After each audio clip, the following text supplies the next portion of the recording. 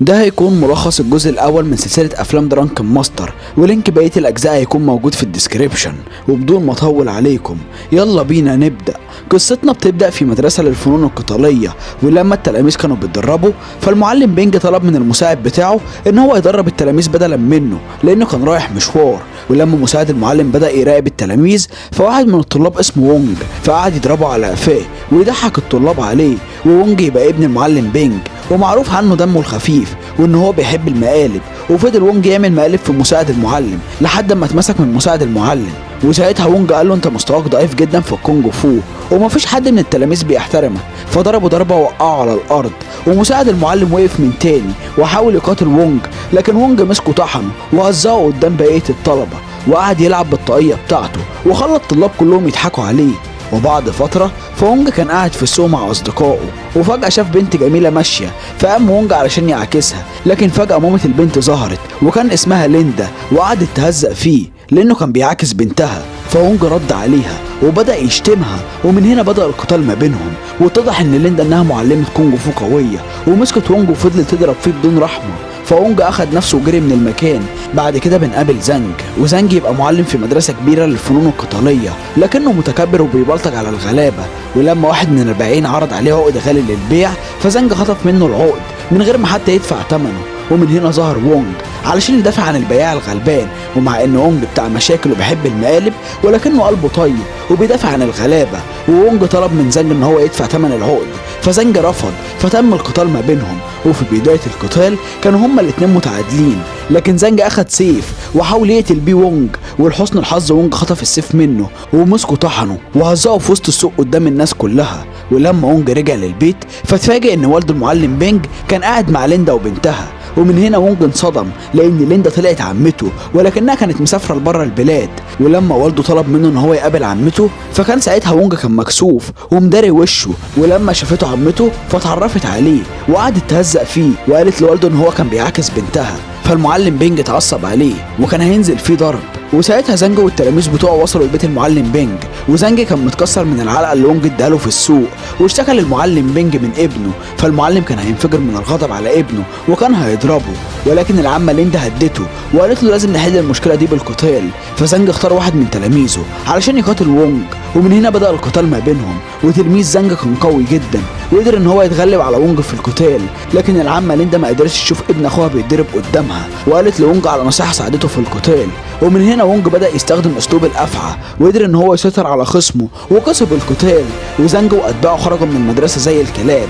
وبعدها والد وونج قال له انت لازم تتعاقب لانك سببت لي مشاكل كتير وجبت العار لمدرستي. وتاني يوم وونج كان متذنب في الشمس والمطلوب منه ان هو يفضل ثابت وما يتحركش، وكان مساعد المعلم بيراقبه علشان ما يتحركش من المكان وقعد يزغزغه علشان يعذبه اكتر واكتر.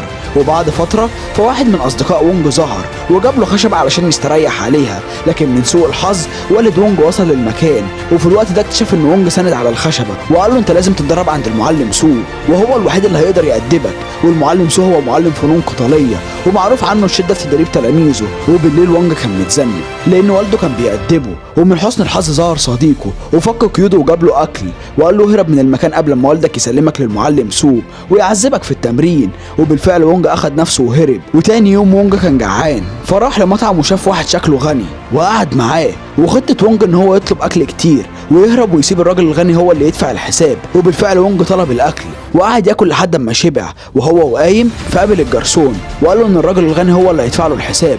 وطلع الراجل الغني ده هو صاحب المطعم. فوونج وقع في مشكلة كبيرة جدا وحراس المطعم بدأوا يهجموا عليه وحاصروه من كل الاتجاهات وقعدوا يضربوا فيه. ولكن فجأة راجل عجوز وقف وبدأ ان هو يدافع عن وونج وبدأ يقاتل الحراس. والراجل العجوز كان ماهر جدا في الفنون القتالية برغم سنه الكبير، وساعد وونج وقدر ان هو يهرب من المطعم بسلام. فوونج سأل الراجل عن اسمه والراجل كان اسمه المعلم سو.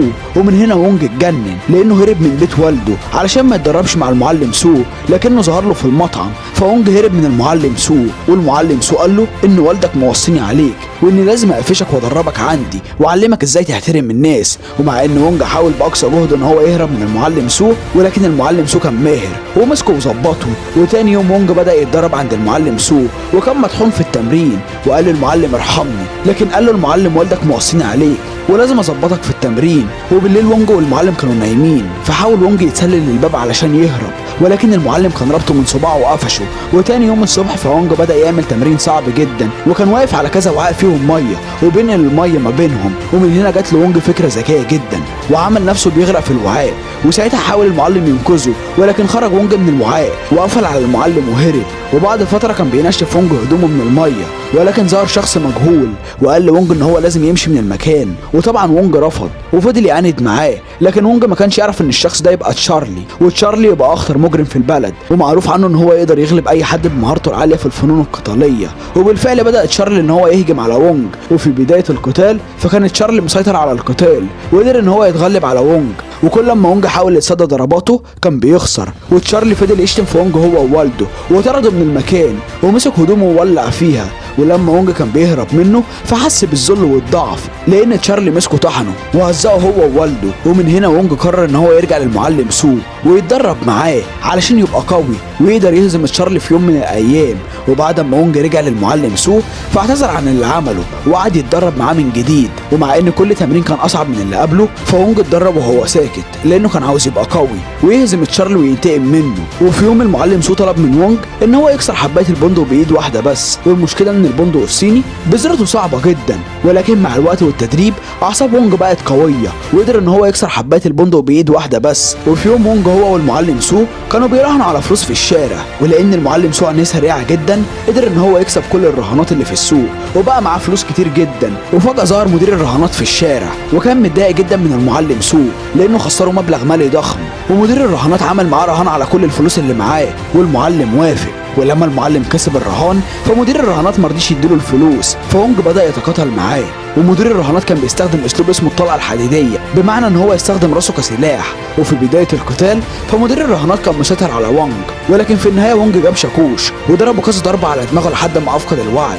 وتاني يوم بعد ما وونج خلص تدريباته فخرج علشان يجيب طلبات للمعلم، وفجاه ظهر مدير الرهانات وكان معاه مقاتل اسمه بامبو، والمقاتل ده قوي جدا وبدا يطلب من المعلم ان هو يرجع فلوس الرهانات، ولكن المعلم سو رفض ان هو يرجع الفلوس. وساعتها بنلاحظ ان ايد المعلم سو بتترعش لانه كان بيكون سكران وهو بيقاتل، ولما بيفوق فبيفقد قوته. وساعتها بامبو استغل ضعف المعلم وبدا يضربه بشكل هستيري وفاجئه بضربات قويه وسريعه جدا. ولكن من حسن الحظ وونج رجع وساعد المعلم في المعركه وقدروا هما الاثنين يتصدوا لضربات بامبو. وبالليل المعلم سو قال لوونج هو ليه كان ضعيف، وقال له على اسلوب قتال سري محدش يقدر يستخدمه الا لو كان سكران. فوونج طلب منه ان هو يعلمه الاسلوب ده، وتاني يوم بدأ يتعلم وونج اسلوب المقاتل السكير، والمعلم سو علمه 8 تقنيات سرية علشان يقدر يهزم اي مقاتل يتحداه. وفي الوقت ده كان في راجل اعمال طلب ان هو يشتري مدرسة المعلم بينج علشان في بئر نفط تحتها، ولكن المعلم رفض طلبه.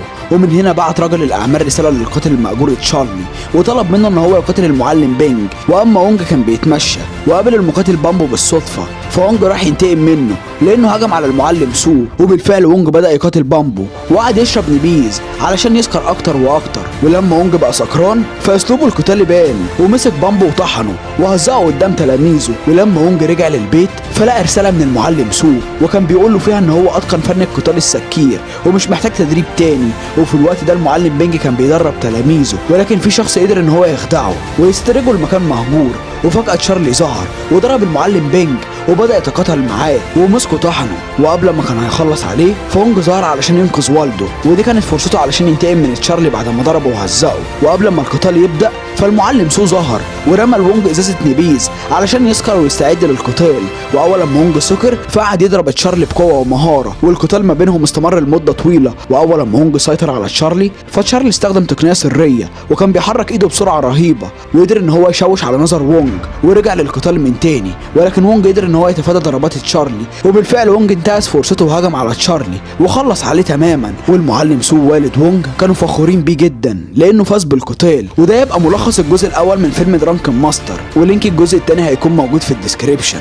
انا مين اسحاق، فلو عجبك الفيلم فما تنساش تحط لايك وتشترك في القناة وتفعل زر الجرس علشان يوصلك كل الملخصات النارية. وما تنساش تعمل متابعة على صفحة الفيسبوك علشان تقول لنا على الافلام اللي تحب نلخصها لك. اشوفكم الفيلم الجاي، سلام.